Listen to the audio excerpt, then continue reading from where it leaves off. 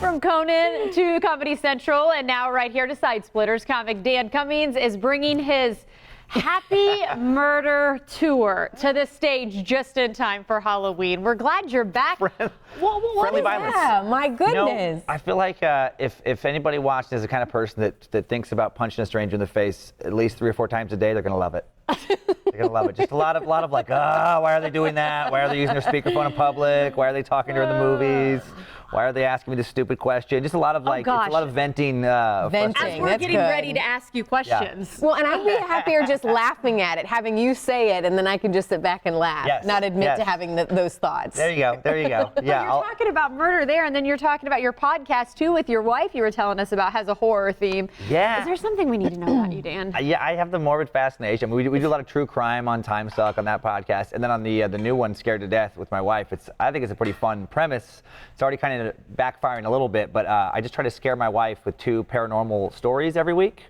And then I take off and do stand-up, and she's home alone. Oh, and that's she's been horrible. freaking out. She's been freaking out. Oh yeah, we had a neighbor knock on the door last week, and she was convinced it was one of the black-eyed children. Like she panicked and like hid in the kitchen like a maniac. And I'm like, just answer the door.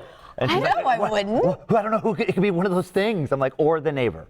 And it wasn't. It was the neighbor. But she's been getting spooked. So talk about podcasting kind of versus stand-up too, because you're really big in the podcast world, very popular. It's been growing lately, yeah. How is comedy in that realm? I feel like, can you just do anything you want? I feel like you got more free range there. Yeah, you get a little spoiled where it's like, I've developed definitely like a fan base that likes, my kind of uncensored type of podcast. I mean, I realize how far, I got an email from a sponsor recently because I talk in the language of the show, and my humor is very absurd, and it can be very dark and stuff. And there was a toothbrush company, really great company, did not like my ad campaign that I made up for them, where it was they know where you live, they have the IP address based on listening to the show, and if you don't use their toothbrush, they're gonna kick in your door and they're gonna kill your family. I don't know. Why was that frowned And upon? they felt it didn't represent the brand. Fair.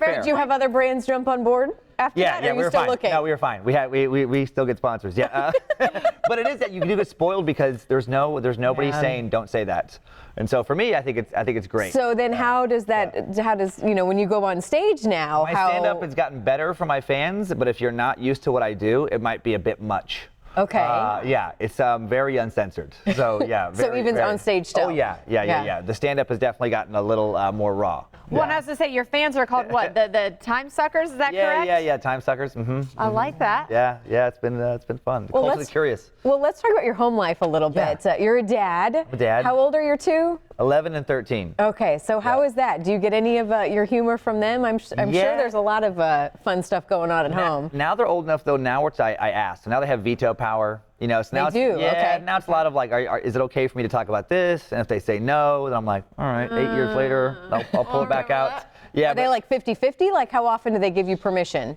Most of the time still. Most of the time still. My daughter is 11 now. I imagine there's a fair amount of things I don't even ask her. I'm like, oh, this is funny. And my wife's like, no, they will mock her ruthlessly if you tell that joke now. So it's like, I talk about the kids. I'm definitely more careful when I talk about the kids, just to make sure, because I'm aware. Does wife get veto power? She does. Okay. Yeah, wife also gets veto power. There's some jokes that I really wanted to keep, but I still talk a fair amount about them too. Yeah. I'll say, speaking of veto power, though, obviously it works together to have the podcast together. Yep. And that's not, we're very intertwined. Yeah, now we're doing a show together, and then she helps out with, management on some other things.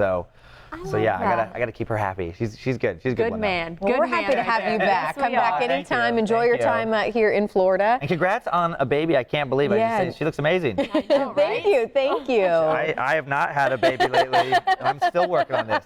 I'm working on this for 10 years. That's good. I know. Isn't that the truth? That's all I do. Go have some fun have some laughs too with Dan. There's the information so you can go to his show again through Sunday.